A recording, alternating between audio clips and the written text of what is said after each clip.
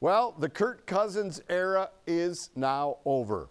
Vikings analyst Pete Bercich joins us now. And Pete, you kind of alluded to this last night that there may be a lot of money out there waiting for Kirk Cousins and the Vikings. They drew a line in the sand and said, that's it. Yeah. I think he cleared that line by quite a distance. Yeah, it's I think if you take a step back, and I know the contracts are just, they're getting nutty, but when you said 4 years, $100 million guaranteed, I'd be very interested in what the fan base how they would react to that, and that's just the guarantee, right? We're not talking about the total amount of it, like $180 million over the next 4 years. I think, like I said, the Band-Aid, you rip it off quickly or rip it off slowly. And Cousins said, you know what, I can get this down here in Atlanta. He took it. Now the Vikings have to move on. So now you just sit there and go, well, what if we had done this 2 years ago? Where would we be now?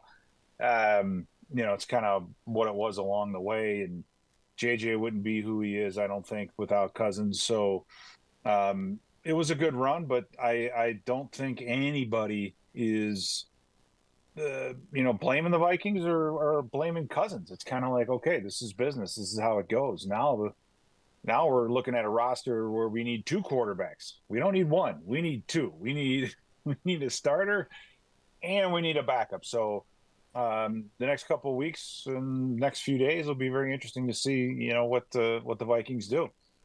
Do you think the Vikings underestimated the market? Do you think that they thought there's no way he's going to break the bank like he did here, and that they could have got him for $35 million for 2 seasons, and that's what they put on the table, and now they're like, whoa. Well, again, it would be interesting to see, and we'll never know, but what the Vikings did have on the table before Cousins hit the market.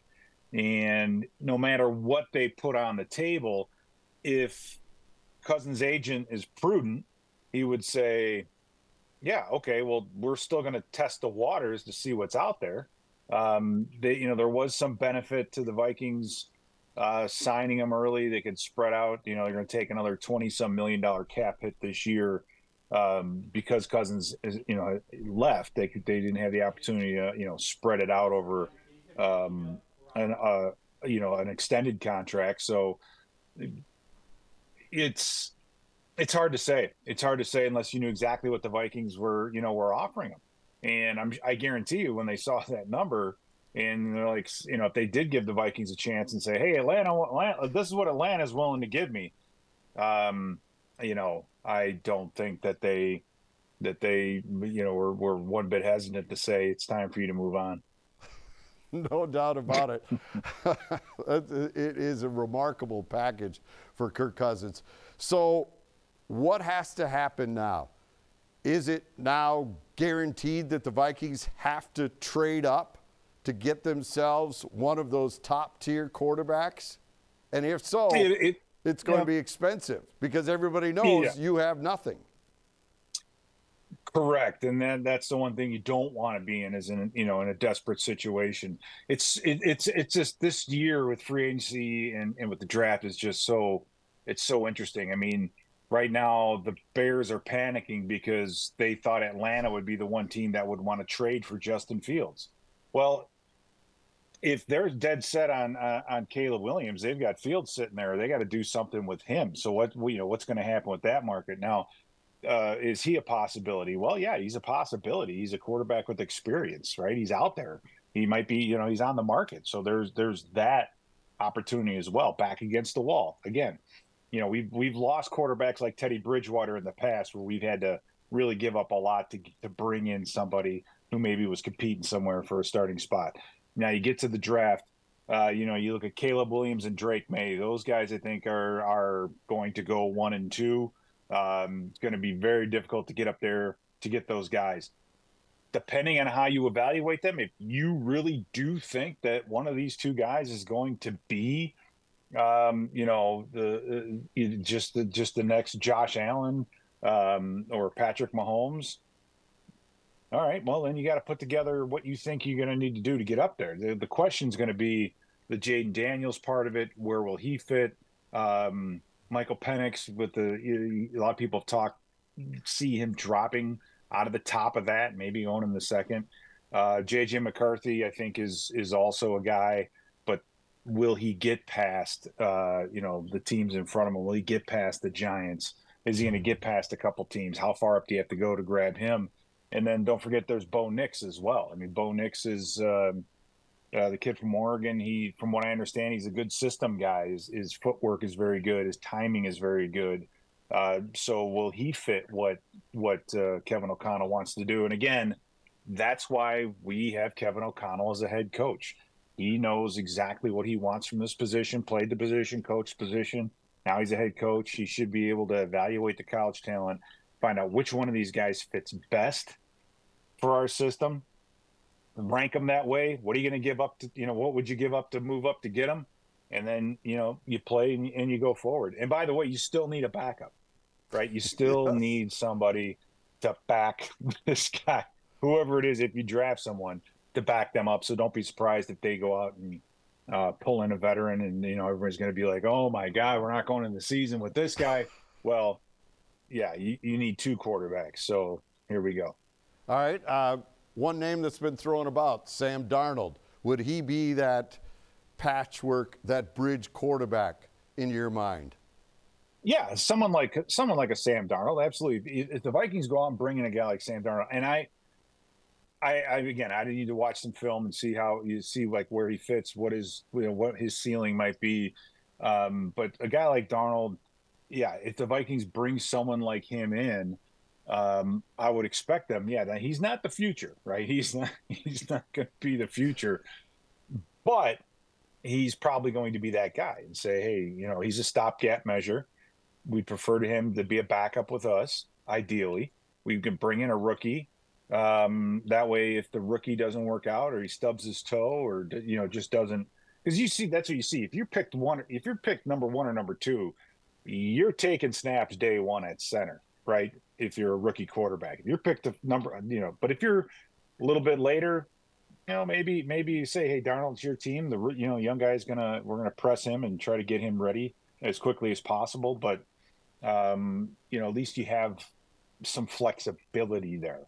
And so don't be surprised if the Vikings do sign and bring in someone like a Sam Darnold, who again, people are going to panic. They're going to be sending the gifs of JJ crying because he's not going to have anyone to throw to him and all that. But let's ride this wave out. And again, I think we can all agree that this organization couldn't pay $180 million over 4 years for Kirk Cousins, right? Cousins wanted to go where he got paid the most. He's a great businessman. He plays out this contract, Jim. He's going to make $400 million by the time he's 40. Not a bad gig. You're up there. I mean, I know you know. Oh yeah, yeah. No, I'm right there. Not quite in that stratosphere, but at the same time, the guy's more of a businessman, I think, than anything else. That's his priority. He loved Minnesota, loved the team, loved the franchise, yada yada yada. But the man's going to go where he's going to get paid. So it is what it is. All right. So do you think Justin Jefferson understands this and understands where Kwesi got backed into and is on board with the future? He's not signed yet either. And right. So what happens with Justin? Do you think he's fine with this? Well, you can't let the inmates run the asylum. So you got to balance. You got to kind of balance it against that and say, they have, JJ's locked in for at least, one more year for Correct. Sure. You have an option of a fifth. You could do that. You could franchise. There's a lot of things that you can do to keep JJ around. And so he's going to have to be a pro and say, okay, however this works out, it's in my best interest. Even if I make it to the free agent market at some point and say I want to leave Minnesota to play to the best of his ability. So you have a little time with JJ, right? You don't have to make that decision right now today. You've got a couple of seasons to work this thing out with Jefferson. And so again, that's not a problem for today. That might be a problem in a year or 2 years. So that kind of, his state of mind and all that is going to have to take a little bit of a backseat for the immediate needs of this team. All right. How about the defense? It appears Danielle Hunter is also moving on with the moves they made here so far in the legal tampering period. Yeah, I mean, DJ Wanham. I mean, he's another guy. We'll see. See what happens with him. You're bringing in a Jonathan Grenard, a physical guy. I'm very interested to start watching some tape on him to see where he fits in this system. Again, Danielle. It's one of those things. When I look at Danielle Hunter, I say this: Are you willing to pay him for a long period of time? The amount that you're going to pay him, are you going to get the 2023 version of Danielle Hunter for the next 4 years, or are you going to get something closer to the 2022 Danielle, right? If he continues to play at the level, if you're convinced, so that's where the Vikings organization's got to look and say, hey, are we convinced that he's going to play at this level for the next 4 years? Then we're going to pay him. But when you just turn around and look at what they paid Grenard, I don't think they're sold on that, right? And they're going to let him test the market, and we'll see where see where Danielle ends up. And both of these contracts with Cousins, it's like the man's coming off a torn Achilles, right? There's a big question mark on the health side. Danielle, there's still a question mark, I think, on the health side. He's 29, still has a lot more tread in the tire than normal because of all the football that he's missed. So there's some, there's some youth there as well. But I just don't know if you want to sit back and pay that kind of top dollar for Danielle, again, with kind of the variableness to how well he played. He had an unbelievable 2023. That's why he was the number one free agent in the NFL this offseason. So, best of luck to him, and we'll see if anybody steps up and breaks the bank. All right. Last thing for you. Where should Viking fans be right now? You need to talk They should be somewhere warm. Somewhere warm. Okay, go ahead. I'm sorry.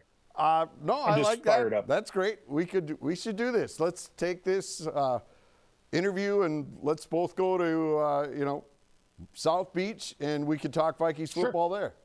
I think that would work. Hey, the fans got to understand, and I think that with the Cousins thing, Atlanta ruined it. Atlanta stepped up and said, we're going to pay you like a mid-20s top quarterback. They broke the bank to bring him in. There's no way the Vikings were going to match that. No, just no way. Not with the guys that they have to sign, not with the other issues on the field. So Cousins leaving, I mean, he could buy. I don't think there's. It's part of the business, right? Even Odie's a little bit excited, that we're going to have a new quarterback in Minnesota. With Danielle, again, are you going to get the 2022 or 2023? Let this thing play out. I have confidence in Brian Flores to know who's going to fit in his defense, right? I think he did a masterful job last year with the same roster from the year before and bringing them from the bottom of the league to around top 10, 15 in a lot of categories. So I think he knows exactly who he needs and who he wants. Offensively, you got a head coach, knows the quarterback position, let him do his thing there, and then we'll see what happens in the draft. I mean, they've got to get a more consistent draft. I think you got to, if you want to start filling these holes, you got to be able to draft and have guys that are going to stick around and contribute. So let's see what happens. Let's have fun with it. All right. Thank you. Apparently, Odie wants to be fed, so we're going to let you go. Oh, puppy! He just likes Jim Rich. He heard your voice. And yes. He's like, I gotta talk to Jim Rich. Oh, hi Jim. How you doing? Look at that. He and I go way back. Boy. He and I go way back. You guys, right. No, he's more fun than Pierre. No question about it. Anybody is. Anybody is. All right. Thank you. We appreciate it. We'll see and we'll tap on you again if something else breaks, which it will. Anytime. See you, Jim. Thank you. Thank you.